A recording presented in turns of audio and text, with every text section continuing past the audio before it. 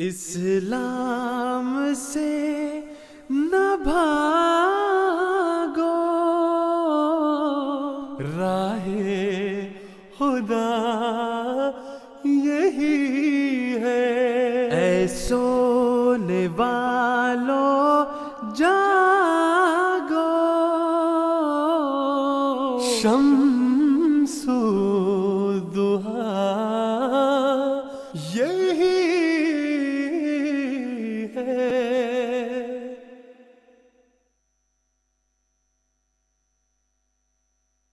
بسم اللہ الرحمن الرحیم۔ السلام علیکم ورحمۃ اللہ وبرکاتہ۔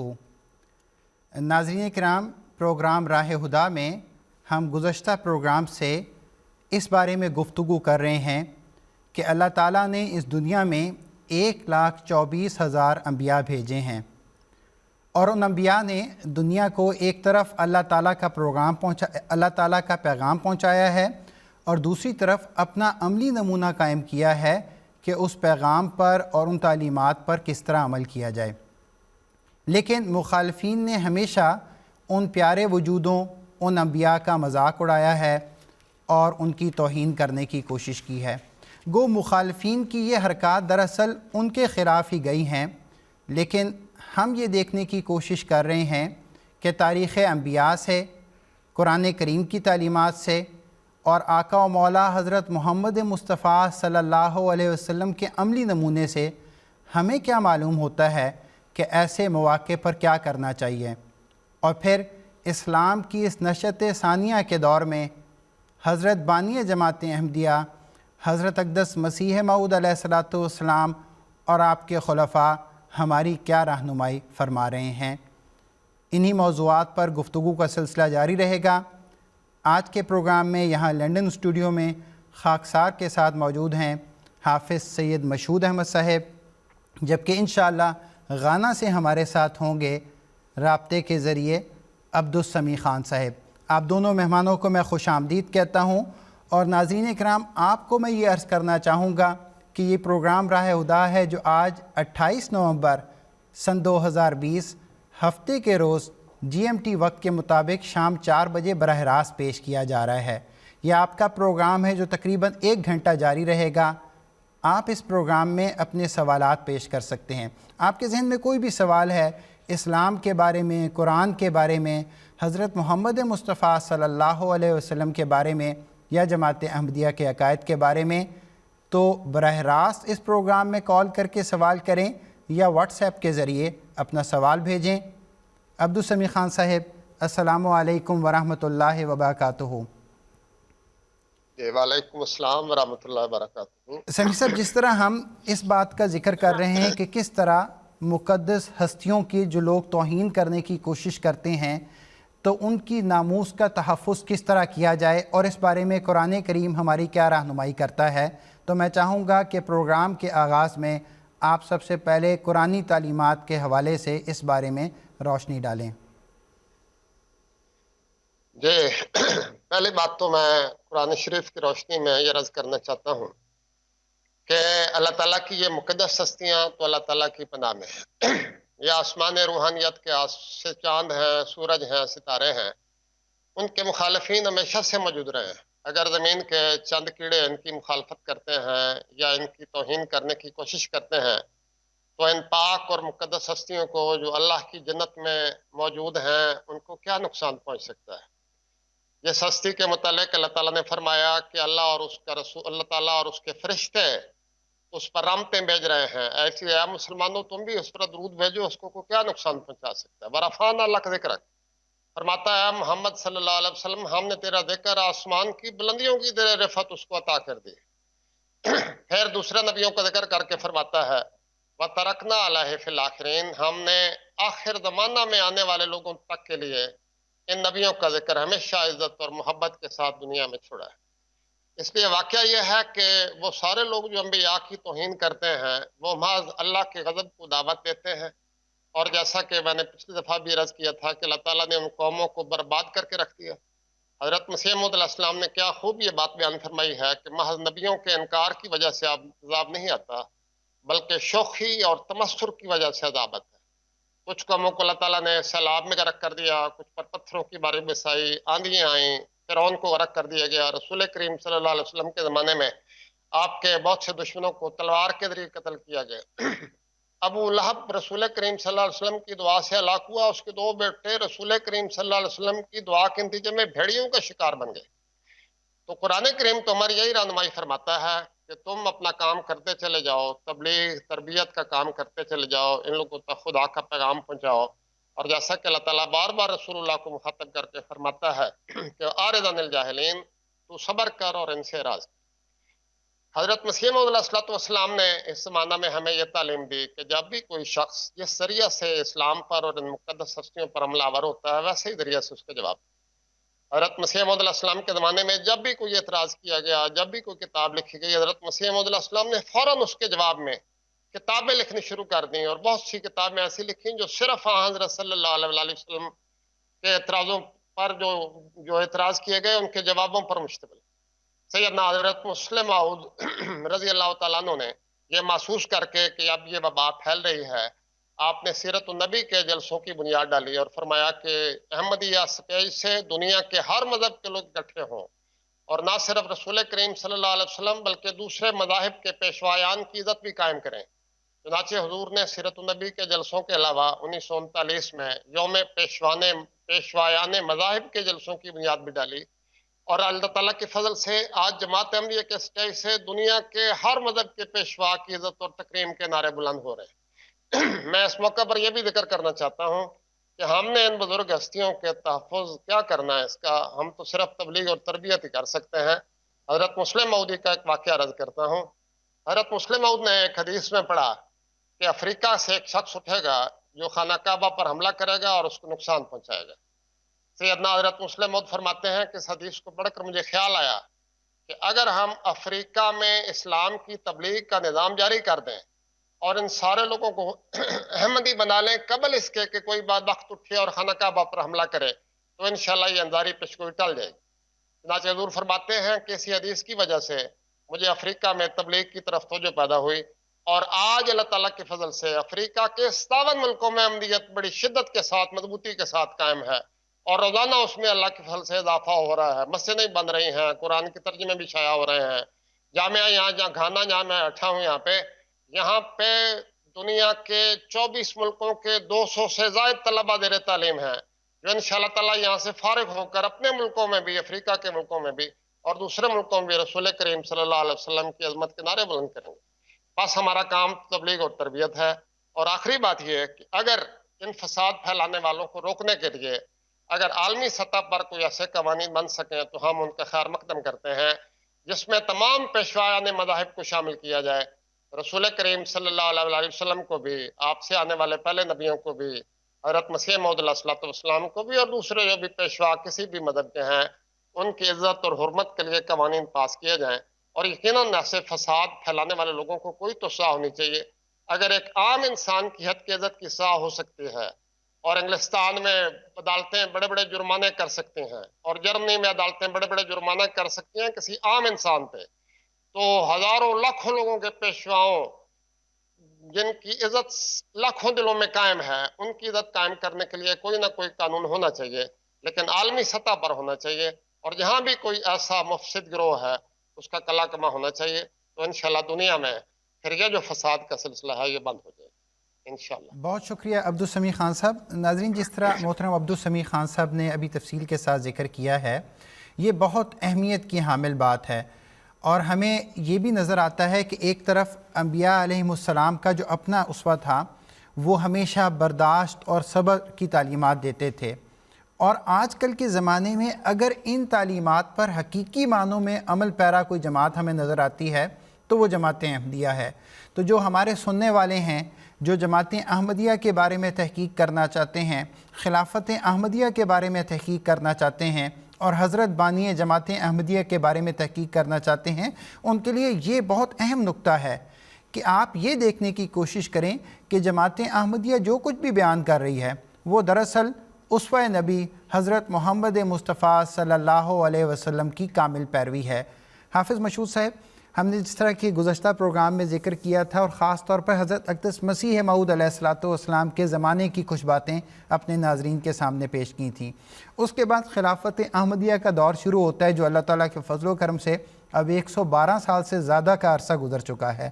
میں چاہوں گا خلفائے احمدیت مختلف مواقع پر جب کبھی بھی حضرت صلی اللہ علیہ وسلم یا دیگر انبیاء کی توہین کا کوئی معاملہ آیا ہے تو انہوں نے ہماری کیا رہنمائی فرمائی ہے؟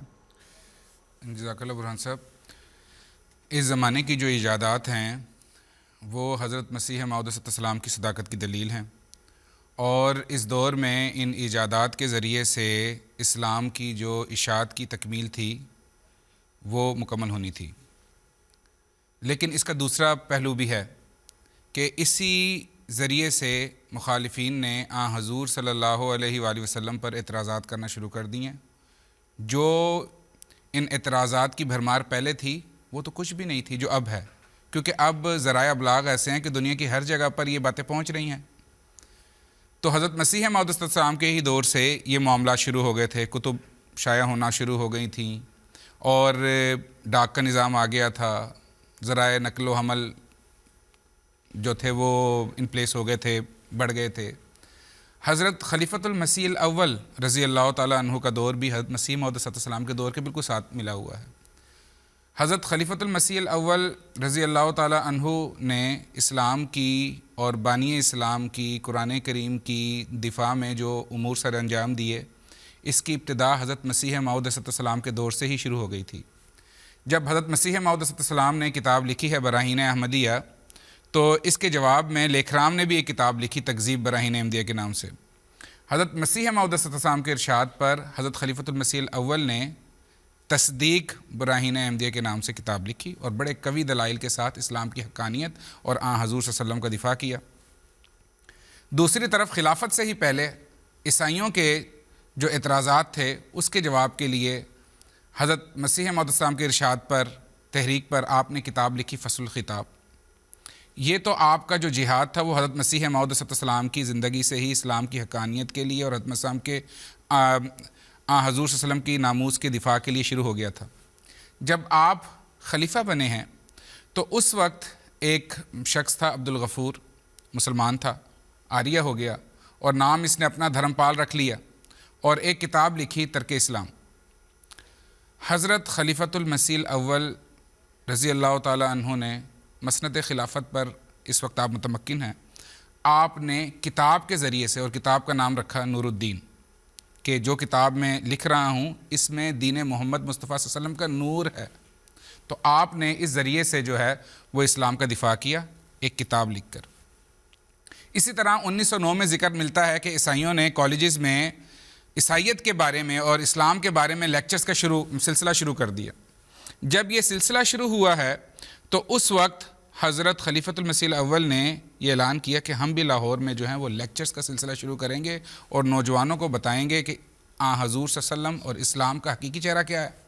اور لیکچرز ہوئے، اور جو لیکچرز ہوئے اور یہ حضور نے 4 روزہ جو ہے وہ سیمینارز کا سلسلہ شروع کیا. ان میں جن بزرگان نے جماعت کی چوٹی کے علماء نے جو لیکچرز دیے ان میں حضرت مسلح موعود رضی اللہ تعالیٰ عنہ کا بھی لیکچر ایک شامل ہے.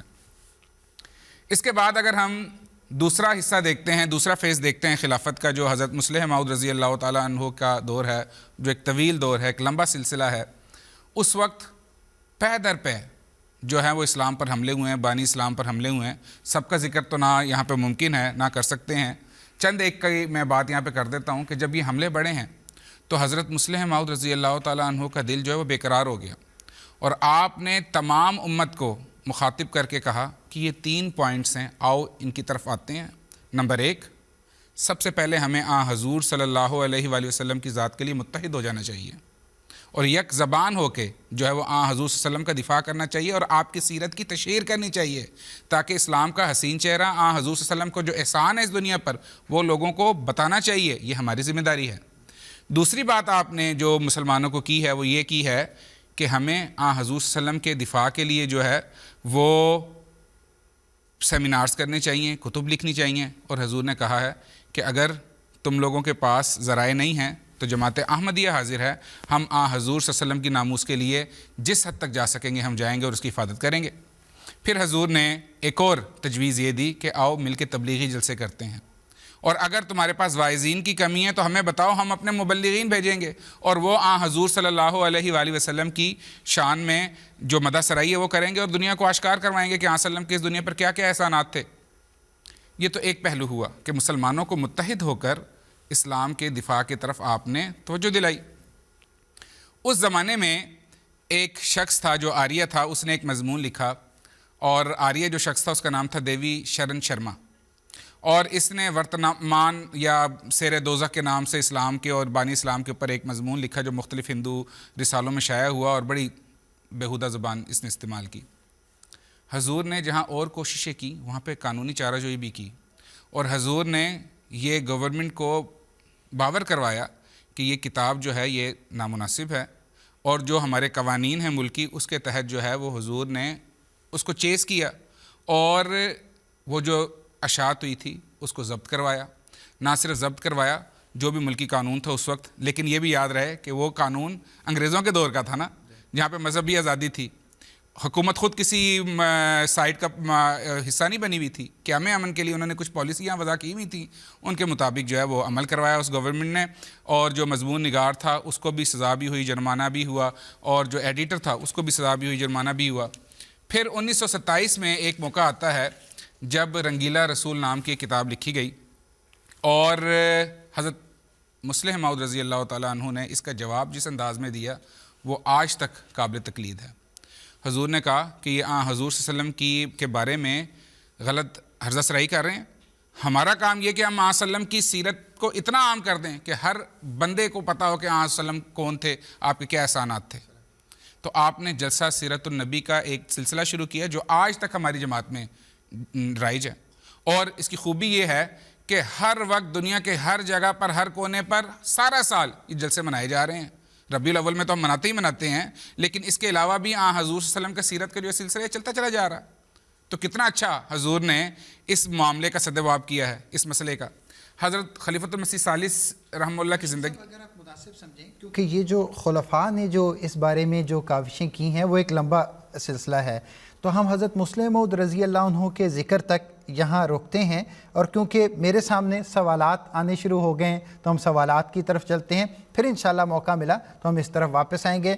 ناظرین، آپ کے سوالات کا سلسلہ کثرت کے ساتھ یہاں شروع ہو چکا ہے، لیکن اس وقت لائن پر ہمارے ساتھ موجود ہیں محمد عبدالرشید صاحب، تو میں چاہوں گا پہلے ہم ان سے بات کر لیں، ہمارے ریگولر کالر ہیں اور بڑے چن کے سوالات لے کے آتے ہیں۔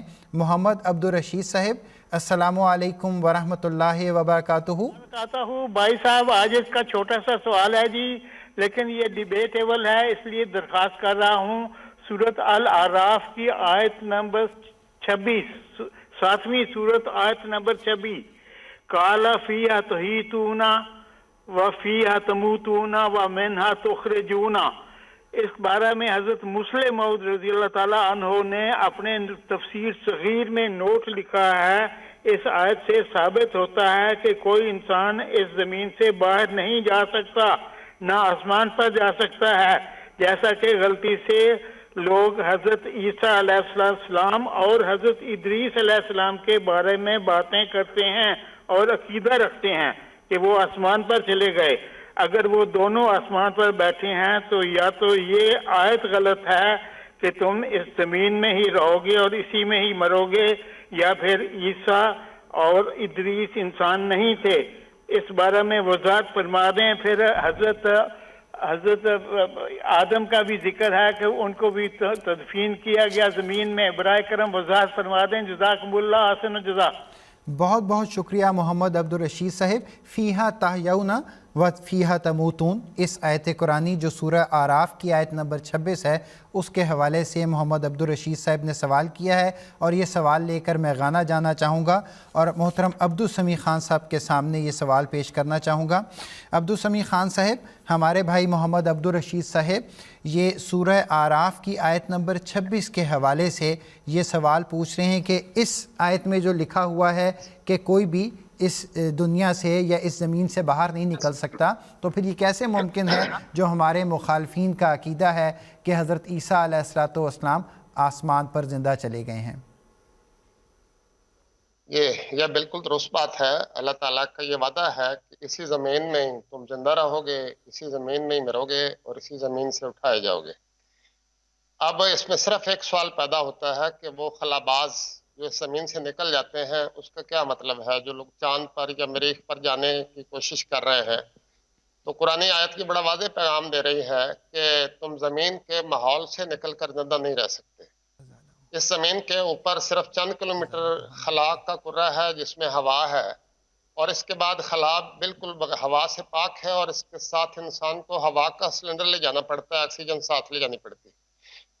اس لیے یہ یاد رکھیے کہ جو آدمی چاند پر گئے ہیں یا مریخ پر بستیاں بسانے کی کوشش کر رہے ہیں 2 سال بعد، وہ ہوا کو ساتھ لے جانے کی کوشش کر رہے ہیں اور ایسی فیکٹریاں لگائیں گے وہاں پہ جہاں یہ آکسیجن پیدا ہوگی اور انسان زندہ رہے گا. اس لیے وہ لوگ جو یہ سمجھتے ہیں کہ حضرت عیسیٰ علیہ السلام اس زمین سے باہر جا چکے ہیں، آسمان پر ہیں، تو پھر لازمی بات ہے کہ ان کے ساتھ بھی یہ معاملہ ہوا ہوگا. ان کو ہوا کی بھی ضرورت ہے، کھانے کی بھی ضرورت ہے، سونے اور لیٹنے کی بھی ضرورت ہے. تو قرآن کریم تو یہ بھی بیان کرتا ہے کہ ہم نے ان کے جسم ایسے نہیں بنائے، وَمَا جَعَلْنَاهُمْ جَسَدًا لَا يَأْكُلُونَ الطَّعَامَ، کہ ہم نے ان کے جسم ایسے نہیں بنائے کہ وہ کھانا نہ کھاتے ہوں. تو اس کا لازمی مطلب یہ ہے کہ حضرت عیسیٰ علیہ السلام کے پاس آکسیجن کے سلنڈر بھی ہیں جس سے وہ سانس لیتے ہیں. حضرت عیسیٰ علیہ السلام کو کھانا بھی کھاتے ہیں اور کھانا لازماً کوئی تیار بھی کرتا ہے، اور کھانا یقیناً وہی ہوگا جو انسان کے جسم کے مطابق ہے اگر وہ انسانی جسم ہے.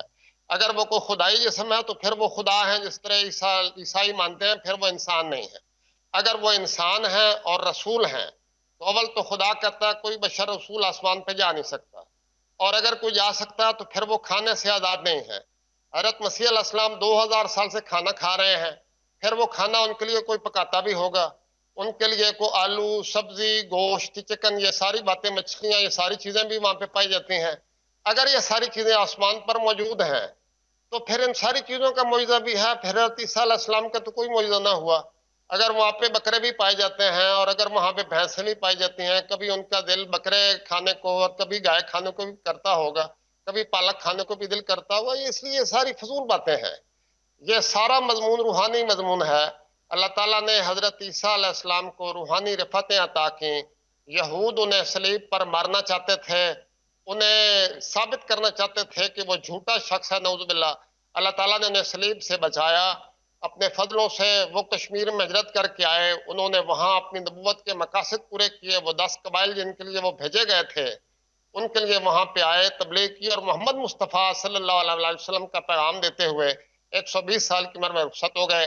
ہم نے تفصیل کے ساتھ یہ سارے دلائل پیش کر دیے. حضرت مسیح موعود علیہ السلام کے زمانے سے لے کر آج تک دلائل کا ایک انبار ہے جو جماعت احمدیہ پیش کر رہی ہے، اور سعید روحیں ان کو قبول بھی کرتی چلی جا رہی ہیں. یقیناً یہ آیت جو آپ نے پڑھی ہے سورۃ اعراف کی، یہ ایک زیادہ جگہ پہ آئی ہے، سورۃ بقرہ میں بھی آئی ہے، اور بھی کہیں 1-2 جگہ آئی ہے، یہ تفصیل ابھی یاد نہیں. اس سے یہ پتہ لگتا ہے کہ انسان اس زمینی ماحول کے بغیر زندہ نہیں رہ سکتا، اور انسان ان ساری چیزوں کا محتاج ہے جہاں یہاں رہنے کا محتاج. ورنہ آپ سوچنا شروع کریں، حضرت عیسیٰ علیہ السلام سوتے کہاں پہ ہیں؟ وہ کوئی خدا کی مدد کیسے کرتے ہیں؟ ان کو پانی کہاں میسر ہے؟ ان کے لیے تو قید تنہائی اگر وہ اکیلے ہیں، کیونکہ وہی تو بند ہے. خدا کا فرشتہ ان کے بس آ نہیں سکتا. وہ باتیں کیسے کرتے ہیں؟ خدا تو ان سے کلام کر نہیں سکتا. اور جبریل کی ان کے پاس آمد منع ہے، کیونکہ رسول کریم صلی اللہ علیہ وسلم کے بعد ان کے نزدیک یا احمدی علماء کے نزدیک وہی بند ہے. تو ان کے لیے تو قید تنہائی ایک عذاب ہے، نعوذ باللہ، جس میں وہ 2000 سال سے مبتلا ہیں. باقی ان کے سارے کام زندگی کے کس طرح ہوتے ہیں ہمیں تو کوئی سمجھ نہیں آتی. اگر ان کے نزدیک یہ ساری باتیں معجزہ در معجزہ در معجزہ در معجزہ ہیں تو پھر پتہ لگا کہ وہ انسان نہیں، وہ انسان سے بالا تر کوئی مخلوق ہے. جس طرح عیسائی کہتے ہیں کہ وہ خدا ہیں یا خدا کے بیٹے ہیں، اگر وہ انسان ہے اور انسانی جسم ہے تو ان کے ساتھ وہی سلوک ہوگا اور ہوا ہے جو حضرت اقدس محمد مصطفیٰ صلی اللہ علیہ وسلم کے جسم مبارک کے ساتھ اور دوسرے نبیوں کے جسموں کے ساتھ ہوا ہے. انسانوں کی طرح زندہ رہے، انسانوں کی طرح فوت ہو گئے. یہی قرآن کریم کا مفہوم ہے. جزاکم اللہ. بہت شکریہ عبدالسمیع خان صاحب. ناظرین اکرام، جو اس پروگرام میں ہم ہمیشہ آپ کے سامنے باتیں پیش کرتے ہیں، ان باتوں پہ اگر آپ غور کریں، اور دراصل یہ وہ باتیں ہیں جو حضرت بانی جماعت احمدیہ نے بیان فرمائی اور آپ کے خلفاء بیان فرماتے رہے ہیں، یہ باتیں حضرت صلی اللہ علیہ وسلم کی شان کو بڑھانے والی باتیں ہیں۔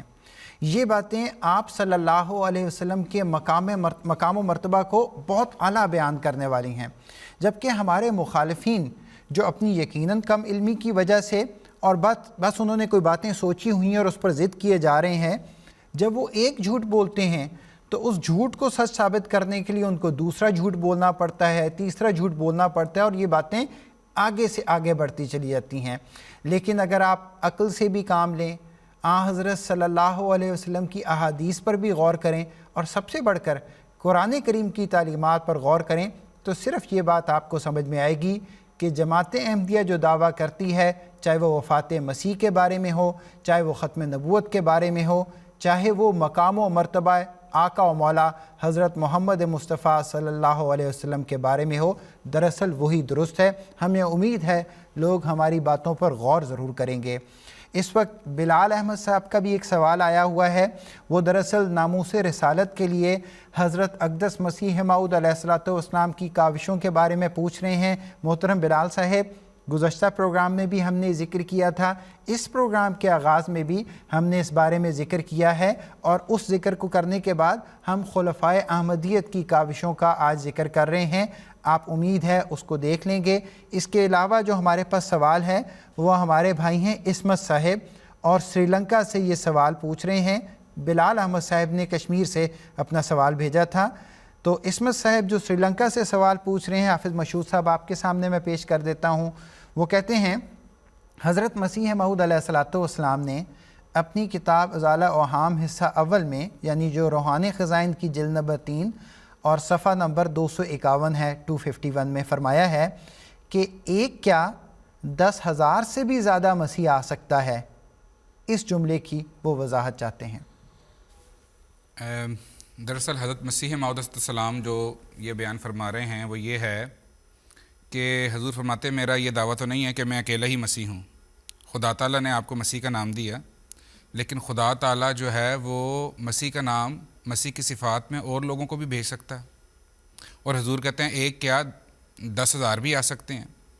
تو یہاں یہ بات سمجھنی چاہیے کہ حضور کیا فرما رہے ہیں۔ حضور یہ فرما رہے ہیں کہ حضور صلی اللہ علیہ وآلہ وسلم نے ایک حدیث میں بیان فرمایا ہے کہ علماء امتی کا انبیاء بنی اسرائیل، کہ میری امت کے جو حقیقی علماء ہیں، جن کے بارے میں قرآن کریم کہتا ہے انما یخشی اللہ من عبادہ العلماء، کہ یقیناً جو حقیقی علماء ہیں وہ خدا تعالیٰ کا حقیقی تقوی اختیار کرتے ہیں، اور حضور صلی اللہ علیہ وسلم کی جو بتائی ہوئی تعلیمات ہیں ان کے اوپر عمل پیرا ہوتے ہیں۔ تو جو شخص اس کیٹیگری پر علماء کی تعریف کے مصداق ہوتا ہے، اس کو آن نے فرمایا ہے کہ وہ بنی اسرائیل کے انبیاء کی مسک مثیل ہیں، ان کی مانند ہیں۔ تو حضرت مسیح ناصری علیہ السلام بھی بنی اسرائیلی سلسلے کے نبی تھے، تو حضرت مسیح موعود علیہ السلام کو بھی اللہ تعالیٰ نے مسیح ابن مریم کہا کہ آپ میں وہ صفات تھیں اور پیشگوئیاں بھی تھیں، اور حضور صلی اللہ علیہ وسلم نے نام بھی دیا تھا مسیح ابن مریم فرما کر۔ حضرت مسیح موعود علیہ السلام نے یہ جو فرمایا ہے، اور حدیث میں بھی ہے کہ حضور صلی اللہ علیہ وسلم نے فرمایا کہ میرے بعد جو ہے وہ جابر حکمرانی آئے گی، پہلے خلافت آئے گی، پھر جابر حکمران آئیں گے، پھر اور اس سے بھی بری قسم کی حکمرانی ہوگی، اس کے بعد اللہ تعالیٰ خلافت علی منہاج النبوہ قائم کرے گا، اور حضور صلی اللہ علیہ وسلم اس کے بعد خاموش ہو گئے، جس سے یہ پتہ چلتا ہے کہ یہ جو خلافت علی منہاج النبوہ حضرت مسیح موعود علیہ السلام کے ذریعے سے وسلم کی دوبارہ خلافت کا احیاء ہوا، یہ قیامت تک جاری رہے گی۔ اور ہم یہ مانتے ہیں کہ رسالہ الوصیت میں حضور نے فرمایا ہے کہ میرے بعد قدرت ثانیہ کا بھی ظہور ہوگا۔ تو جتنے بھی قدرت ثانیہ کے مظہر ہیں، یعنی ہمارے خلفاء، وہ سارے کے سارے مسیحی ہیں، وہی کام کر رہے ہیں، حضرت مسیح موعود علیہ السلام کے ہم رنگ ہیں۔ یہ نہیں ہے، یہاں پہ یہ بات وضاحت کے ساتھ بیان ہونی چاہیے کہ ہم یہ نہیں کہہ رہے کہ اس سلسلے کے علاوہ کوئی اور سلسلہ اللہ تعالیٰ شروع کرے گا، کوئی اور سلسلہ شروع نہیں ہوگا۔ سلسلہ تو حضور صلی اللہ علیہ وسلم کا ہی ہے، جو حضرت مسیح موعود علیہ السلام کے ذریعے سے اللہ تعالیٰ نے جاری کر دیا ہے، اور اب خلفاء کے ذریعے سے وہی کام ہو رہے ہیں۔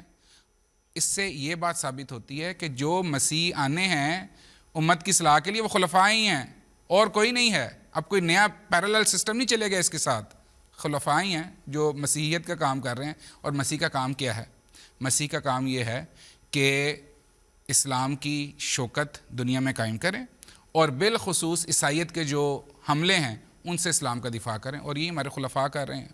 تو جو فرمایا ہے، اگر کسی کے ذہن میں یہ بات ہے کہ اللہ تعالیٰ کوئی نئی نبوت کا سلسلہ قائم کرے گا تو نہیں کرے گا، یہی خلافت ہے جو مسیحیت کا مقام ابھی بھی لے رہی ہیں اور آندہ بھی لیتے چلی جائیں گی۔ بالکل ٹھیک۔ ناظرین کرام، حضرت اقدس مسیح موعود علیہ الصلاۃ والسلام نے اپنی زندگی میں 85 سے زیادہ کتب تحریر فرمائیں، اور یہ وہ کتب ہیں جن میں حضرت اقدس مسیح موعود علیہ الصلاۃ والسلام نے اپنی تعلیمات کو کھول کر دنیا کے سامنے رکھ دیا ہے۔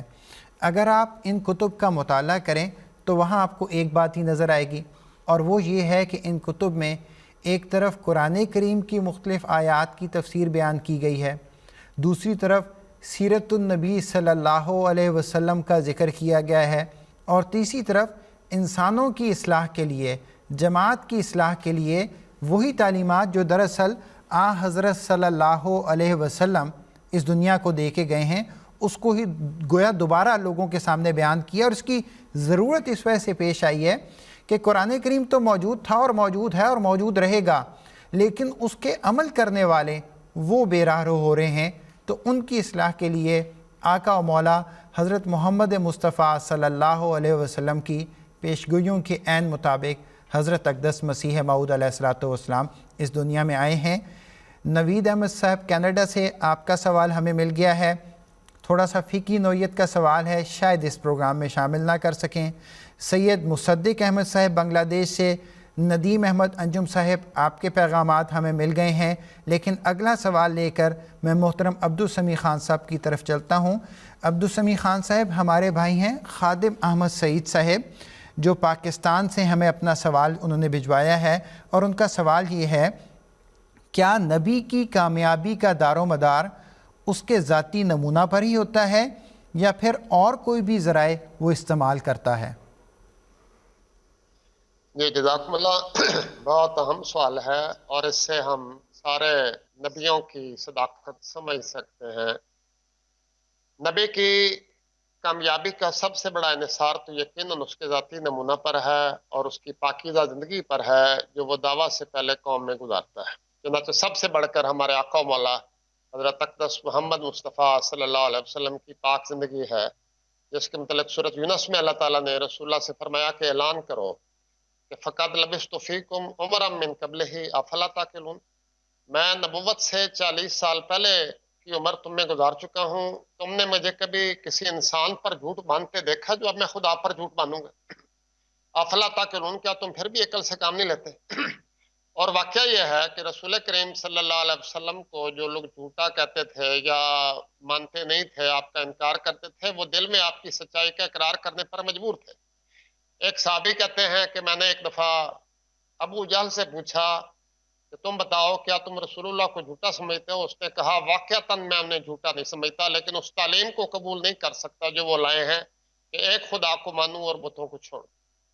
یہی بات رسول کریم صلی اللہ علیہ وسلم کے متعلق کثرت سے ثابت ہوتی ہے کہ قوم آپ کو صادق اور امین کہا کرتی تھی، اور بڑے بڑے دشمن باوجود انکار کر کے آپ کی صداقت کا اعلان کرنے پر مجبور تھے۔ امیہ بن خلف جو رسول اللہ کا شدید دشمن تھا اور جنگ بدر میں مارا گیا، اس کو کسی نے یہ اطلاع پہنچائی کہ رسول کریم صلی اللہ علیہ وسلم نے پیشگوئی فرمائی ہے کہ یہ لوگ تجھے قتل کر دیں گے، تو اس یعنی مسلمانوں کے ہاتھوں تو قتل ہوگا، تو وہ بدر کی جنگ میں جانے کو تیار نہیں تھا کہ ان کے ہاتھوں قتل نہ ہو جاؤں۔ پیشگوئی کا اس کے اور اس کی بیوی کے دل پر گہرا اثر، لیکن خدا کی تقدیر اس کو گیر کر لے آئی اور قتل ہو۔ یہی بات دیگر انبیاء کے متعلق ثابت ہے۔ اس لیے سب سے بڑی بات تو یہی ہے کہ نبی کا پاکیزہ نمونہ ہی اس کی صداقت کی، اس کی سچائی، اس کی امانت، اس کے کردار سب سے بڑی دلیل ہے۔ لیکن اس کے ساتھ کچھ دوسری باتیں بھی ہیں، اور وہ ذاتی نمونے کا حصہ ہی سمجھ جانی چاہیے۔ مثلا دعا ہے۔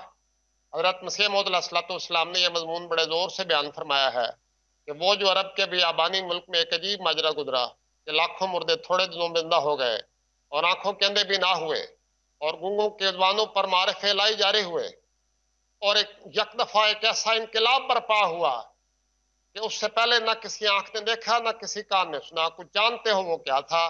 وہ ایک فانی فلا کی دعائیں تھیں جس نے عرب میں انقلاب برپا کر دیا، اور اس امی بے کس سے وہ باتیں دکھلائیں جو محالات کی طرح نظر آتی تھی۔ تو رسول کریم صلی اللہ علیہ وسلم اور یقیناً دوسرے انبیاء کی کامیابی میں ان کی دعاؤں کا بہت بھاری دخل ہے، اور قرآن کریم میں وہ دعائیں لکھی ہوئی ہیں، مولانا موسیٰ کی دعا لکھی ہوئی ہے، رب انی لمان نلتا لیا من خارن فقیر، پھر فرعون کے متعلق دعائیں ہیں، ان کی قوم کے متعلق دعائیں ہیں۔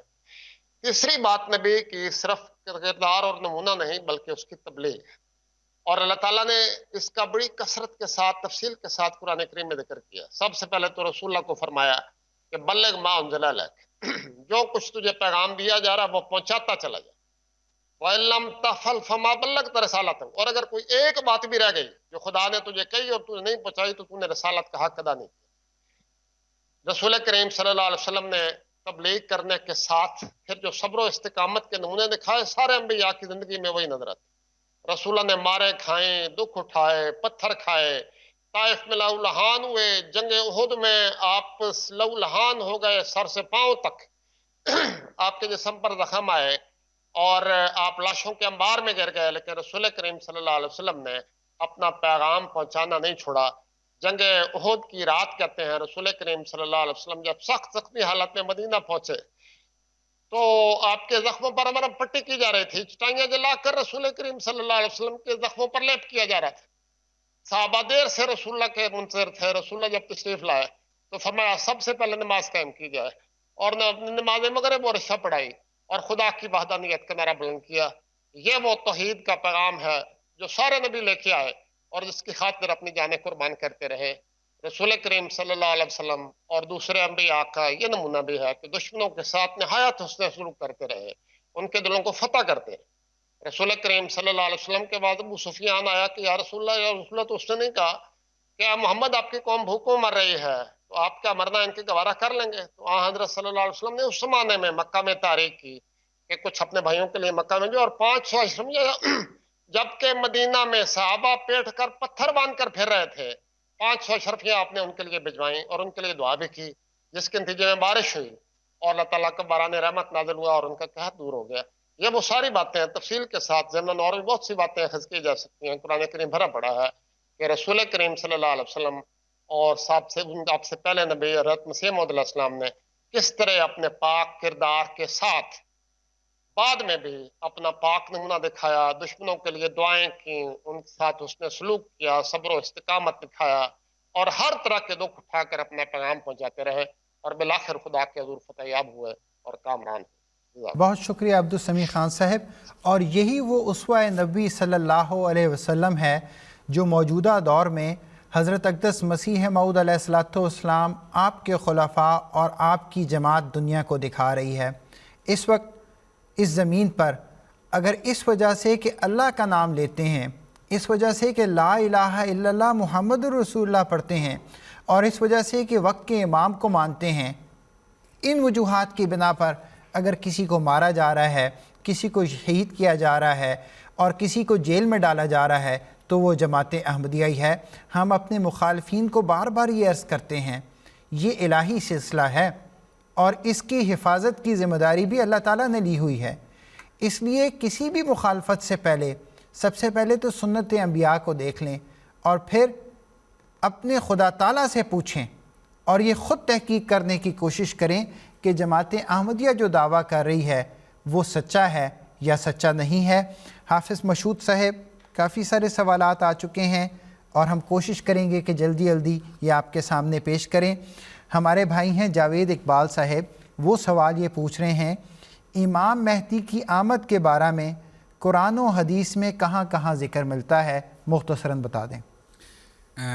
سب سے پہلی بات تو یہ ہے کہ امام مہدی کے بارے میں یہ بات یاد رکھنی چاہیے ہے کہ تمام انبیاء جو آئے دنیا میں، ان کو قرآن کریم بڑی وضاحت اور صراحت کے ساتھ کہتا ہے کہ وہ سارے امام مہدی تھے۔ تو یہ یاد رکھنے والی بات ہے کہ جتنے انبیاء ہیں ان کی جو مختلف صفات ہوتی ہیں، ان صفات میں سے ایک صفت ان کی یہ ہوتی ہے کہ وہ امام مہدی ہوتے ہیں۔ مثلاً 2 جگہ پر قرآن کریم میں اللہ تعالیٰ نے یہ بات بیان کی، ایک سورۃ الانبیاء میں آیت نمبر 74 ہے جس میں اللہ تعالیٰ نے فرمایا وَجَعَلْنَاهُمْ أَئِمَّةً يَهْدُونَ بِأَمْرِنَا، انبیاء کا ذکر کیا ہے، نام لیے ہیں حضرت ابراہیم، اسماعیل، اسحاق، یعقوب وغیرہ علیہ السلام کا، اور فرمایا کہ یہ وہ لوگ تھے جن کو ہم نے امام بنایا تھا، ایسے امام تھے جو ہمارے حکم سے ہدایت دیتے تھے۔ تھوڑے سے لفظ کے فرق کے ساتھ یہی آیت جو ہے وہ سورہ سجدہ میں بھی اللہ تعالیٰ نے دہرائی ہوئی ہے۔ پھر حضرت ابراہیم علیہ السلام کو اللہ تعالیٰ نے فرمایا انی جاعلک للناس اماما، کہ میں تجھے امام بناؤں گا. تو کہنے کا مطلب یہ ہے کہ جتنے بھی انبیاء دنیا میں آئے وہ سب امام مہدی تھے. اب سوال یہ ہے کہ قرآن کریم میں اس کا ذکر کہاں ملتا ہے؟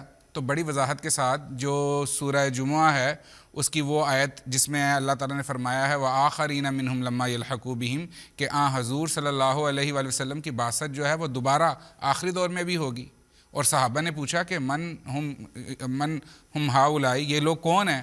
تو آن وسلم نے حضرت سلمان فارسی کے کندھے پر ہاتھ رکھ کر وہ بڑی مشہور حدیث جو بخاری کی ہے فرمایا لو کان الایمان معلقا عند الثریا لنالہ رجل اور رجال من ہؤلاء، اگر ایمان اگر آسمان پہ بھی چلا گیا تو سلمان فارسی کی قوم کے بعض لوگ اس کو دوبارہ زمین پر قائم کریں گے.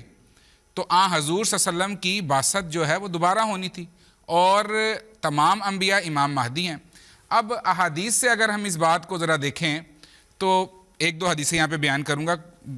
بہت ساری حدیثیں جس میں یہ بات ثابت ہوتی ہے. مثلا ایک چھوٹی سی حدیث ہے لل مہدی الا عیسیٰ، کہ جو آنے والا مسیح ہے مہدی ہے وہی عیسیٰ ہے. تو یہاں پر عیسیٰ علیہ السلام کو مہدی کہا ہے کہ نہیں کہا خدا تعالیٰ کے رسول نے؟ اور یہ ابن ماجہ کی حدیث ہے. پھر اسی طرح ایک اور مسند احمد بن حنبل کی ایک بڑی مشہور حدیث ہے جس میں آصر نے فرمایا کہ عیسیٰ ابن مریم تم لوگوں میں آئیں گے، اور وہاں پر جو صفات بیان کی ہیں ان میں سے ایک صفت یہ بیان کی ہے اماماً مہدیاً، آپ امام مہدی ہونے کی حالت میں آئیں گے. تو آنے والا جو مسیح ہے اس کو مسیح ابن مریم اس کو حضور صلی اللہ علیہ وسلم نے امام مہدی بھی کہا ہوا ہے. اور یہ کوئی انوکھی بات نہیں ہے، جیسے میں نے قرآن کریم کے حوالے سے عرض کی ہے کہ جتنے انبیاء آئے ہیں وہ سارے کے سارے جو ہیں وہ امام مہدی ہی تھے. آخری بات یہاں پہ عرض کر دوں، پھر مجھے اندازہ ہے کہ سوالات بہت زیادہ ہیں آج ہمارے پاس. طبرانی کی ایک حدیث ہے جس کے الفاظ یہ ہیں کہ ینزل عیسیٰ ابن مریم، کہ عیسیٰ ابن مریم جو ہیں وہ نازل ہوں گے اعلیٰ ملتی ہی مصدقاً بمحمدin، کہ وہ حضور صلی اللہ علیہ وآلہ وسلم کی امت میں آئیں گے اور حضور صلی اللہ علیہ وسلم کی تائید کرنے والے ہوں گے. آگے فرمایا اماماً مہدیاً، اس حال میں کہ آپ ہی امام مہدی ہوں گے. تو حدیثیں تو کثرت کے ساتھ مل رہی ہیں جو یہ بتا رہی ہیں کہ آنے والا جو مسیح موعود ہے وہی امام مہدی بھی ہے. تو حدیثوں سے بھی بات ہو گئی، قرآن کریم سے بھی حوالہ دے دیا. اور سب سے اہم بات یہ ہے جو یاد رکھنے والی بات ہے کہ جتنے انبیاء خدا تعالیٰ کے آتے رہے ہیں وہ سارے امام مہدی ہیں. بہت شکریہ مشہور صاحب. جو اگلا سوال ہے وہ ہمارے بھائی ارسلان احمد نے انڈیا سے بھیجا ہے اور یہ سوال میں عبدالسمیع خان صاحب کے سامنے پیش کروں گا. میں سارا سوال پڑھ دیتا ہوں تاکہ ناظرین بھی وہ سن لیں. ہمارے بھائی نے سوال یہ بھیجا ہے کہ حضرت مسیح موعود علیہ السلام کے درمیان جو مباہلہ 1893 میں ہوا اس میں حضرت اقدس مسیح موعود علیہ السلام نے یہ پیش گوئی کی تھی کہ عبداللہ آدم 15 مہینے کے اندر حاویہ میں گرایا جائے گا. تو بہت سے لوگ یہ سوال اٹھاتے ہیں کہ ڈپٹی عبداللہ آدم کی وفات 1896 میں ہوئی اور فیروز پور پنجاب میں اس کی قبر ہے. تو سوال یہ ہے کہ اس کی وفات یا اس کی موت مباہلے کے 3 برس کے بعد ہوئی ہے، 3 برس کے اندر نہیں ہوئی. عبدالسمیع خان صاحب میں چاہوں گا آپ اس سوال کا جواب دیں. جزاکم اللہ. عبداللہ آدم کا ایک لمبا واقعہ ہے لیکن میں کوشش کرتا ہوں کہ خلاصۃ بیان کروں. پہلی بات تو یہ کہ مباہلہ نہیں تھا. حضرت مسیح موعود علیہ السلام اور عبداللہ آدم کے درمیان ایک مباحثہ ہوا جو جنگ مقدس کے نام سے شائع شدہ ہے اور روحانی خزائن کی جلد 6 میں شامل ہے. عیسائیوں کی طرف سے جو بڑے لیڈر تھے مارٹن کلاک تھے جنہوں نے بعد میں حضور پر مقدمہ اقدام قتل بھی دائر کیا. 15 دن یہ مباحثہ امرتسر میں مئی اور جون کے مہینے میں جاری رہا اور عبداللہ آدم نے رسول کریم صلی اللہ علیہ وسلم کی بڑی گستاخی کی. حضرت مسیح موعود علیہ السلام نے اس مباحثے کے آخری دن ایک پیشگوئی فرمائی اور اسی پر مدار ہے، ذرا غور سے سنیے. حضور نے فرمایا اللہ تعالیٰ نے مجھے خبر دی ہے کہ وہ فریق جو عمداً جھوٹ کو اختیار کر رہا ہے اگر وہ حق کی طرف رجوع نہیں کرے گا تو 15 ماہ تک وہ حاویہ میں گرایا جائے گا. اور چونکہ 15 دن یہ مباحثہ جاری رہا ہے اور 15 دن انہوں نے رسول کریم صلی اللہ علیہ وسلم کی شان میں گستاخیاں کی ہیں، اس لیے اللہ تعالیٰ نے 15 مہینے ان کی سزا کے لیے میعاد مقرر کی ہے. اب واقعہ کیا ہوتا ہے؟ اس مسیح موعود علیہ السلام کے اس اعلان کے 1 مہینے کے اندر امرتسر میں جو عیسائی مشن تھا اس کا مدار المہام پادری وہ مر گیا اس کے بعد وہ شخص جو سارا انتظام کر رہا تھا اس مباحثے کا اور لوگوں کی آمد و رفت کا عیسائیوں کا ذمہ دار تھا، ان کے کھانے پینے کا، وہ بھی مر گیا۔ جب یہ 2 آدمی مر گئے اور دوسری طرف عبداللہ آتھم کے دل میں بھی خوف پیدا ہوا، اور اس نے اپنی زبان سے جس وقت مسیح موعود علیہ الصلوۃ والسلام یہ پیشگوئی فرما رہے تھے تو اس نے کانوں کو ہاتھ لگایا اور اس کا رنگ بدل گیا، اور اس نے کانوں کو ہاتھ لگا کر کہا کہ نعوذ باللہ، میں نے رسول کریم صلی اللہ علیہ وسلم کی کوئی گستاخی نہیں۔ اس کے بعد وہ جو 15 مہینے تھے اس کا برا حال رہا، وہ ایک شہر سے دوسرے شہر بھاگتا رہا، اس کو عیسائی مجبور کرتے رہے کہ تم اعلان کرو کہ میں اس مباہلے کے لیے، اب مباہلے کی شکل تو بن گئی کہ میں نے رسول اللہ کی شان میں یہ گستاخیاں کی ہیں اور میں سے ڈرا نہیں اور میرے دل پر کوئی حق غالب نہیں آیا اور ہم نے کوئی کانوں کو ہاتھ لگا کر رجوع نہیں کیا۔ لیکن اس عبداللہ آتھم نے اس بات کا کوئی اعلان نہیں کیا اور دل میں ڈرتا رہا، یہاں تک کہ شہر بشہر بھاگتا رہا، کہیں اس کو سانپ نظر آتے تھے، کہیں اس کو خواب آتے تھے ڈراؤنے، اور وہ بھاگتا رہا شہر بشہر، کبھی لدھیانہ، کبھی پٹیالہ، کبھی کسی شہر، کبھی کسی شہر۔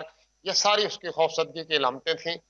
5 ستمبر 1893 کو یہ 1800 کنلے سے وہ میعاد ختم ہونی تھی، اس سے ایک رات پہلے حضرت مسیح موعود علیہ الصلوۃ والسلام کو اللہ تعالیٰ نے اطلاع دی، اطلاع اللہ علی ہمہ و غمہ، کہ اللہ تعالیٰ نے اس کے غم اور اس کے حزن کو دیکھ لیا ہے، اللہ تعالیٰ مطلع ہوا ہے اور اس نے یہ پیشگوئی عارضی طور پر ٹلا دی۔ جب یہ میعاد ختم ہونی تھی تو اس سے اگلے دن حضرت مسیح موعود علیہ الصلوۃ والسلام نے ایک کتاب شائع کر اور فرمایا کہ خدا نے مجھے اطلاع دی ہے، اب اگر عبداللہ آتھم نے دل میں رجوع نہیں کیا اور یہ خدا کے عذاب سے ڈرتا نہیں رہا تو پھر اعلان کرے کہ میں نے رجوع نہیں کیا، پھر دیکھتے ہیں خدا اس کے ساتھ کیا کرتا ہے۔ چنانچہ جب اس نے اس پر بھی خاموش رہا تو حضرت مسیح موعود علیہ السلام نے ایک اشتہار شائع کیا اور فرمایا کہ میں 1000 روپے کا چیلنج کرتا ہوں، اگر تم نے حق کی طرف رجوع نہیں کیا اور دل میں نہیں ڈرا تو اعلان کرو، میں 1000 روپے کا چیلنج دیتا۔ پھر اس اشتہار ایک اور شائع کیا اور 2000 روپے کا چیلنج دیا، پھر ایک اور اشتہار شائع کیا اور 3000 روپے کا چیلنج شائع کیا، پھر چوتھا اشتہار شائع کیا اور 4000 روپے کا چیلنج شائع کیا اور کہا اب اگر تم نہیں ڈرے تو پھر اعلان کرو۔ اس نے اس پر بھی خاموشی اختیار کی تو حضرت مسیح موعود علیہ السلام نے پھر خدا سے خبر آ کر اعلان کیا کہ اب چونکہ اس نے حق کو چھپایا ہے تو اللہ تعالیٰ نے گو اس کے عذاب میں کچھ تاخیر ڈال دی تھی، جس طرح یونس علیہ السلام کی قوم پر ان کی گریہ ازاری کی وجہ سے ڈال دی گئی تھی، اور جس طرح خدا تعالیٰ کی سنت ہے کہ وہ صدقہ اور رجوع الی الحق سے عذابوں کو ٹال دیتا ہے اور وقتی طور پر ان کو ٹلا دیتا ہے، اور اگر وہ مستقل رجوع اور گریہ ازاری رہے تو پھر مستقل ٹلا دیتا ہے، ورنہ دوبارہ عذاب واپس آ جاتا۔ اب چونکہ اس نے حق کو چھپایا ہے اور دنیا پر حق کو ملتبس کر دیا، اس لیے اب میں پیشگوئی کرتا ہوں کہ میری زندگی میں مر جائے۔ مسیح موعود علیہ الصلوۃ والسلام کے اس آخری 4000 روپے والے اشتہار کے بعد 7 مہینے کے اندر اندر یہ مر گیا، اور مسیح موعود علیہ الصلوۃ والسلام نے لکھا کہ یہ جوان ہے، میں بوڑھا ہوں، میری زندگی میں یہ مر جائے گا۔ اور میں نے کہا کہ جیسے 2 آدمی پہلے مر گئے اور آتھم بھی مر گیا اور مسیح موعود علیہ الصلوۃ والسلام کی زندگی میں یہ رخصت ہو گیا، اور کیا نشان ہوتا ہے؟ خدا تعالیٰ کے نشانات میں سے یہ بھی ہے کہ اگر کوئی شخص تضرع اور عاجزی اور گریہ ازاری کرتا ہے تو عذاب کا ٹلنا بھی خدا کا نشان ہے، اور حق کو چھپانا بھی خدا کا نشان ہے جب اس پر وہ گرفت کرتا ہے۔ اس لیے جب خواجہ غلام فرید صاحب چاچڑا شریف والے، پاکستان کے لوگ تو انہیں اچھی طرح جانتے ہیں، انہیں کسی نے کہا کہ وہی آتھم تو ابھی تک زندہ ہے، 15 مہینے مرا نہیں، تو حضرت خواجہ صاحب نے فرمایا کہ مجھے تو اس کی لاش صاف نظر آ رہی ہے، تو ہم کہتے ہیں وہ زندہ ہے، مجھے تو وہ مرا ہوا نظر آ رہا ہے۔ اور اللہ تعالیٰ نے اس پیشگوئی کو پورا کیا، اور کئی لوگوں نے اس وجہ سے حضرت مسیح موعود علیہ الصلوۃ والسلام کو قبول کیا اور آپ پر ایمان لیا۔ بہت شکریہ عبدالسمیع خان صاحب۔ پروگرام کا وقت بڑی تیزی سے اپنے اختتام کی طرف جا رہا ہے، ہم مختصر وقت میں، لیکن جس طرح محترم عبدالسمیع خان صاحب نے بڑی تفصیل کے ساتھ اس سوال کا جواب دیا ہے جس کا تعلق عبداللہ آتھم سے تھا۔ اگلا سوال مشہود صاحب آپ کے سامنے، قدیر ملک صاحب کینیڈا سے یہ سوال پوچھ رہے ہیں۔ وہ یہ پوچھ رہے ہیں کہ ایک زمانے میں ہندوستان میں عیسائیت بڑی تیزی سے پھیل رہی تھی، پادری لیف رائے نے اعلان کیا کہ جس تیزی سے عیسائیت ترقی کر رہی ہے بہت جلد ہم بزوں میں ہی مکہ اور مدینہ پر عیسائیت کا جھنڈا لہرائیں گے۔ سوال یہ ہے کہ عیسائی پادری کیا کہہ کر مسلمانوں کو عیسائی بنا رہے تھے، اور کتنے مسلمان عیسائی ہوئے، مسلمانوں میں سے کون کون سے بڑے لوگوں نے عیسائیت قبول کی اور جماعت احمدیہ نے کیا کوشش کی؟ وہ کافی ساری چیزیں معین بھی پوچھنا چاہ رہے ہیں، لیکن وقت کی مناسبت سے آپ جو بیان کر سکیں۔ یہ تو ایک حوالہ انہوں نے دیا، لیکن اس کے برعکس بلکہ اس کی تائید میں کہنا چاہیے کہ پادری جان ہنری جو تھا اس نے تو یہاں تک کہہ دیا تھا کہ صلیب کی چمکار عنقریب جو ہے وہ مکہ مدینہ میں بھی چمکے گی، تو یہ دعوی تو ان کے تھے، اور انہوں نے اپنے مشن ہاؤسز یہاں پر ہندوستان میں اس کا ایک جال بچھایا جہاں پہ وہ تبلیغ کر رہے تھے۔ مسلمانوں کی بدقسمتی کہہ لیں کہ انہیں ہدایت دینے والا کوئی نہیں تھا، اور ان کے عقائد ایسے تھے جو عیسائیوں کو سپورٹ کر رہے تھے۔ مثلا وہ کیا کہہ رہے تھے؟ وہ کہہ یہ رہے تھے کہ دیکھو تم لوگ کہتے ہو کہ عیسیٰ علیہ السلام زندہ آسمان پر بیٹھے ہوئے ہیں، جو مسلمانوں کا عقیدہ ہے، تو مسلمان کہتے تھے بالکل ٹھیک بات ہے، اور وہ کہتے تھے دیکھو یہ خدائی کا ثبوت نہیں ہے کہ ایک شخص ان آسمانوں پہ جا کے بیٹھ گیا۔ دوسری بات وہ یہ کہتے تھے کہ دیکھو تمہاری اپنی امت جو ہے وہ حضرت عیسیٰ کی محتاج ہے کہ وہ واپس آئیں گے اور تمہارے دین کو تقویت دیں گے۔ مسلمان کہتے تھے بالکل ٹھیک ہے۔ تو وہ کہتے تھے کہ دیکھو یہ ساری باتیں ایسی ہیں جو دعویٰ ہم کر رہے ہیں، تمہارا دین ہمارے مسیح کا محتاج، اور ساری صفات دیکھ لو، پرندے نہیں بنائے انہوں نے، مردوں کو زندہ نہیں کیا، تمہاری کتابیں کہہ رہی ہیں ساری باتیں، ہم بھی تو یہی کہہ رہے ہیں کہ وہ خدا تھے۔ تو یہ وہ چیزیں تھیں جن کو ایک عام آدمی سمجھنے سے جب قاصر ہوا تو پھر ان کی گود میں جا کر بیٹھ گیا۔ اور ہو کیا رہا تھا؟ ہو یہ رہا تھا کہ 1851 یعنی 1851 اس سے 30 سال کے اندر کے عرصے میں جو بیان کیا جاتا ہے ان کی تعداد جو تھی وہ 90,000 کے قریب تھی، لیکن یہ جمپ لے کر تقریباً 5 لاکھ کے قریب پہنچ گئی 30 سال کے اندر، اور باتیں کہتی ہیں یہی تھی ساری باتیں۔ اور جو اس زمانے میں فلسفے کے دلدادہ لوگ تھے، خواہ وہ مسلمانوں کے گھرانے کی کیوں نہ ہو، جب ان کے سامنے یہ بات کی جاتی تھی تو وہ کہتے تھے بات تو بالکل ٹھیک ہے، اور وہ ان کی باتوں میں آ کر ان کے ساتھ جا کے بیٹھ جایا کرتے تھے اور اسلام چھوڑ دیا کرتے تھے، مرتد ہو جایا کرتے تھے۔ پھر یہ وہ حالت تھی جب مسلمانوں کو تو سمجھ نہیں آ رہی تھی کہ کیا کریں، آریہ بھی الغار کر رہے ہیں، عیسائی بھی باتیں کر رہے ہیں، تو پھر شعراء نے اسلام کے بارے میں مرثیے کہنے شروع کر دیے۔ مثلا ایک شعر مجھے یاد آ رہا ہے، وہ یہ ہے کہ اے خاصہ خاصان رسول وقت دعا ہے، امت پہ تیری آ کے عجب وقت پڑا ہے، فریاد ہے کشتی امت کے نگہباں، بیڑا یہ تباہی کے قریب آن لگا ہے۔ تو یہ مرثیہ تھا کہ بچا لو ہم ڈوب چلے۔ اور دوسری طرف اگر دیکھیں تو علامہ اقبال بڑا مشہور شاعر، اس نے کہا مسلمانوں کی حالت کے بارے میں، وضع میں تم ہو نصارہ تو تمدن میں ہنود، یہ مسلمان ہیں جنہیں دیکھ کر شرمائے یہود۔ تو یہ تو ہماری اپنی اندرونی حالت تھی، اخلاقیات کی حالت تھی، علم کے نہ ہونے کی حالت تھی۔ دوسری طرف ان کا یہ پروپیگنڈا اس قدر کثرت کے ساتھ تھا۔ ایک بات انہوں نے یہاں پہ کی کہ کون کون سے عیسائی تھے جو مرتد ہوئے، مسلمان تھے جو عیسائی ہوئے اور مرتد ہوئے، بہت سارے ہیں۔ انہوں نے کتابیں لکھی ہیں، فتح مسیح ہے ایک بندہ ہے، اس نے جو ہے وہ ہمارا مولوی تھا، مسلمانوں کا مولوی تھا اور عیسائی پادری بن گیا۔ اس نے توزین الاقوال ایک کتاب لکھی ہے اسلام کے خلاف عیسائی بننے کے بعد، پھر پادری فتح مسیح ہے۔ اس طرح بہت سارے لوگ ہیں جن کے بارے میں بات ہو سکتی ہے۔ بہت شکریہ مشہود صاحب۔ اگلا سوال جو ہمارے بھائی جنود احمد نے پاکستان سے ہمیں بھیجا ہے، عبدالسمیع خان صاحب کے سامنے پیش کروں گا۔ جنود احمد صاحب کا سوال ہے، سمیع صاحب اسی طرح انہی کے الفاظ میں آپ کے سامنے پیش کر رہا ہوں۔ وہ کہتے ہیں احمدی عید میلاد النبی کیوں نہیں مناتے؟ جزاکم اللہ۔ اللہ تعالیٰ کے فضل سے احمدی نہ صرف یہ دعویٰ کرتے ہیں بلکہ عمل سے ثبوت دیتے ہیں کہ سب سے بڑھ کر ہمیں حضرت اقدس محمد مصطفیٰ صلی اللہ علیہ وآلہ وسلم سے محبت ہے، اور حضرت مسیح موعود علیہ السلام کا یہ الہام یاد رکھتے ہیں کہ کل برکت من محمد صلی اللہ علیہ وسلم فتبارک من علم و تعلم۔ ہر برکت، ہر خیر، ہر سچائی، ہر نیکی حضرت محمد مصطفیٰ صلی اللہ علیہ وسلم کے طفیل ہے، اس لیے بہت ہی برکت والا ہے جس نے آپ سے سیکھا، اور بہت ہی برکت والا ہے جس نے سکھایا۔ پس احمدی عید میلاد النبی تو مناتے ہیں، مگر اس طرح مناتے ہیں جس طرح ابوبکر نے منائی، اس طرح مناتے ہیں جس طرح عمر نے منائی، اس طرح مناتے ہیں جیسے عثمان اور علی اور حسن اور حسین نے منائی۔ کس طرح منائی؟ رسول کریم صلی اللہ علیہ وآلہ وسلم نے ایک دن پوچھا کہ آج سب میں سے 5 نمازیں کس نے باجماعت ادا کی ہیں؟ تو ابو بکر نے ہاتھ کھڑا کر دیا۔ فرمایا آج بیمار کی عادت کس نے کی ہے؟ حضرت ابو بکر نے ہاتھ کھڑا کر دیا۔ آج کسی نے جنازہ کسی کا پڑھا ہے؟ حضرت ابو بکر نے ہاتھ کھڑا کر دیا۔ آج ہمسائے کی خبر گیری کس نے کی ہے؟ ابو بکر نے ہاتھ کھڑا کر دیا۔ تو رسول کریم صلی اللہ علیہ وسلم نے فرمایا کہ ابو بکر تو میرے سب سے قریب ہے اور تو جنت کے ہر دروازے سے بلایا جائے. حضرت عمر کے متعلق بھی ایسے ارشادات ہیں. حضرت حسین کے متعلق فرمایا اشبہت خلقی بخلقی، تو اخلاق اور شبہت میں، کردار میں میرے سب سے زیادہ قریب ہے. احمدی سارا سال رسول کریم صلی اللہ علیہ وسلم کے کردار پر عمل پیرا ہونے کی کوشش کرتے ہیں، اور وہ خاص دن جس کو آپ کہتے ہیں 12 ربیع الاول کا، جہاں جہاں ممکن ہوتا ہے احمدی وہ بھی کرتے ہیں. لیکن چونکہ اس میں اب بدعات بہت ساری شامل ہو گئی ہیں، اس میں دکھاوا بہت سارا شامل ہو گیا ہے، اس میں وہ بہت ساری باتیں شامل ہو گئی ہیں جو رسول کریم صلی اللہ علیہ وسلم کو خود ناپسند تھی. مثلا ربوہ میں غیر احمدی علماء عید میلاد النبی اس طرح مناتے ہیں کہ بازاروں میں جلوس نکالتے ہیں اور سارا وقت حضرت اقدس مرزا غلام احمد قادیانی علیہ الصلوۃ والسلام کو گالیاں دیتے ہوئے گزرتے ہیں. میں نے خود وہ گالیاں سنی، کیونکہ ہم ڈیوٹی پر ہوتے تھے، مجبوری ہوتی تھی، وہ گالیاں سنی پڑتی تھی. ان کی ریکارڈنگ بھی ہمارے پاس موجود ہے، اگر کسی کو چاہیے تو وہ بھی سن سکتا ہے. اس لیے ہمارے نزدیک ہر دن محمد مصطفیٰ کا دن ہے، کوئی دن کسی اور کا نہیں ہے. رسول کریم صلی اللہ علیہ وسلم کے صحابہ نے کوئی الگ دن مخصوص کر کے عید میلاد النبی نہیں منائی.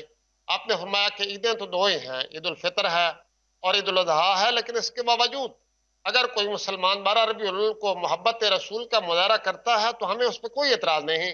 ہاں اس میں بدعات شامل نہ کریں، وہ باتیں شامل کریں جو رسول اللہ کے کردار کا حصہ ہے. رسول اللہ کی امن اور رحمت کے پیغمبر بنے، اس دن 5 نمازوں کو قائم کریں، اس دن غریبوں اور ہمسایوں اور مسکینوں کو خیال کریں، اس دن آپ درود بھیجیں رسول کریم صلی اللہ علیہ وسلم پر. اس سے بڑی عید تو کوئی نہیں ہو سکتی. اللہ کرے کہ ہمارا ہر دن عید میلاد النبی کے طور پر گزرے. حضرت مسیح موعود علیہ السلام نے کیا خوب فرمایا ہے کہ ایک رات میں نے اس کثرت سے درود شریف پڑھا کہ رات مجھے فرشتے خواب میں نظر آئے اور انہوں نے کہا کہ یہ وہ درود ہے جو تم نے رسول کریم صلی اللہ علیہ وسلم کی طرف بھیجا تھا، اب وہ نور کی مشکوں کی شکل میں تیرے گھر واپس آ گیا. ہم تو چاہتے ہیں ہمارا ہر دن عید میلاد النبی کا دن ہو. خدا کرے کہ رسول اللہ کی بارگاہ میں ہم ان کے غلاموں میں شامل ہوں اور ان کی برکتوں سے ہمیشہ استفادہ کریں. بالکل ٹھیک عبدالسمیع خان صاحب. ناظرین اکرام، پروگرام کا وقت تو اپنے اختتام کو پہنچ رہا ہے. محمد اکرام ڈار صاحب، آپ کا سوال بھی ہمیں پہنچ گیا ہے. عمیر عباس صاحب، آپ کا سوال بھی ہمیں پہنچ گیا ہے. اور شیخ ہمایوں کبیر صاحب، آپ کا سوال بھی ہمیں پہنچ گیا ہے. مشہور صاحب مختصر کاشف احمد صاحب پوچھنا چاہ رہے ہیں کہ وہ جو ٹیورن کا جو شراؤڈ ہے، کفن ہے، اس کے بارے میں ہم یہ کہتے ہیں کہ اس پہ مسیح علیہ السلام کے چہرے کا عکس ہے. تو ان کا سوال یہ ہے تو پھر مرزا صاحب حضرت مرزا غلام احمد قادیانی علیہ الصلوۃ والسلام کی شکل اس سے کیوں نہیں ملتی؟ بڑی عجیب سی بات ہے. اب مجھے سمجھ نہیں آ رہی کہ میں اس کو کس طرح سے بیان کروں. حضور صلی اللہ علیہ وسلم نے حضرت خالد بن ولید کو کہا کہ یہ سیف اللہ ہے، یہ اللہ کی تلوار ہے. اب کوئی یہ کہنا شروع کر دے کہ اللہ کی تلوار ہے تو یہ میٹل کی کیوں نہیں، انسان کیوں پھر رہا ہے یہاں پر. حضرت علی کے لیے اسد اللہ کا لفظ استعمال ہوا. میں اب اس پہ اور کوئی بات نہیں کرنا چاہتا زیادہ، معزز ہستی ہے. تو کہنے کا مطلب یہ ہے کہ قرآن کریم تو تمثیلات سے بھرا پڑا ہوا ہے. اللہ تعالیٰ کہتا ہے وَاعْتَصِمُوا بِحَبْلِ اللَّهِ، اللہ کی رسی کو مضبوطی سے پکڑ لو. وہ رسی کدھر ہے؟ فزیکل کوئی رسی ہے؟ اللہ تعالیٰ کہتا ہے وَجَعَلْنَا اللَّيْلَ لِبَاسًا، ہم نے رات کو تمہارے لیے لباس بنایا ہے. اب رات کو ہی لباس ہوتا ہے. عورتوں کے لیے کیا ہن لباس لکم انتم لباس لہن، تم اپنی بیویوں کا لباس ہو، وہ تمہارا لباس ہے. وہ لباس ہیں. بالکل تو ٹھیک. کہنے کا مطلب یہ ہے کہ تشریح طلب باتیں ہوتی ہیں، اس کو ایز اٹ از مان لینا تو کہاں کہاں جائیں گے آپ. بالکل مشہور صاحب، اور جس طرح آپ نے یہ ذکر کیا ہے، خود حضرت صلی اللہ علیہ وسلم نے جو مشہور حدیث بیان فرمائی ہے جس کو ہم حدیث حلیتین کہتے ہیں، اس میں تو حضرت صلی اللہ علیہ وسلم مسیح ابن مریم اور اپنی جو امت کے مسیح ہیں ان کا حلیہ ہی اور بیان کر رہے ہیں، تو وہ سیم ہونا ضروری نہیں ہے. ناظرین کرام، پروگرام راہ ہدا کا یہ سلسلہ انشاءاللہ آئندہ چند ہفتے بھی یہاں MTA انٹرنیشنل کے لنڈن اسٹوڈیو سے ہی جاری رہے گا. لیکن جو بنیادی بات ہم جو کر رہے ہیں، جو ہمارے لیے بھی بہت ضروری ہے اور آپ کے لیے بھی بہت ضروری ہے، کہ alislam.org ہماری آفیشیل ویب سائٹ ہے. جماعت احمدیہ کے بارے میں کوئی بھی آپ تحقیق کرنا چاہیں تو اس پہ ضرور جا کر معلومات حاصل کرنے کی کوشش کریں. چاہے آپ انگریزی زبان میں جاننا چاہتے ہیں، عربی زبان میں جاننا چاہتے ہیں، اردو زبان میں جاننا چاہتے ہیں، بنگلہ یا اور زبانوں میں بھی. اصل بات یہ ہے کہ تمام انبیاء علیہ الصلوۃ والسلام کا مقام و مرتبہ قائم رکھنا، اور سب سے بڑھ کر ہمارے آقا و مولا حضرت محمد مصطفیٰ صلی اللہ علیہ وسلم کی ناموس کی حفاظت کرنا اس طرح ممکن ہے کہ آپ صلی اللہ علیہ وسلم کی تعلیمات کو دنیا میں پھیلایا جائے، آپ صلی اللہ علیہ وسلم کے اسوہ پر عمل کیا جائے، اور کم از کم صبح اور شام درود شریف پڑھا جائے۔ اللہ تعالی ہم سب کو اس کی توفیق عطا کرے۔ اگلے پروگرام تک اجازت دیجیے۔ السلام علیکم ورحمۃ اللہ وبرکاتہ۔